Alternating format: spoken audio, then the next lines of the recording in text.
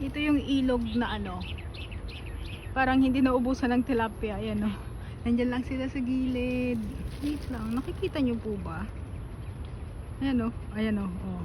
Kitang kita, di ba? Napakadami nila. Ayun sa ilalim. And walang nanghuli for today's video. Ayan. Kaya lumalaki na sila. Siguro busy yung mga Pilipino. Mostly kasi Pinoy yung mga ano, nanguhuli dyan. Todo! Behave, baby!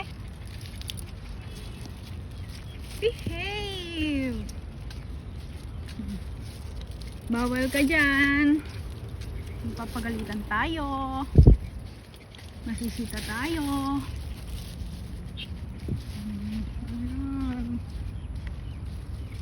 Ayan o.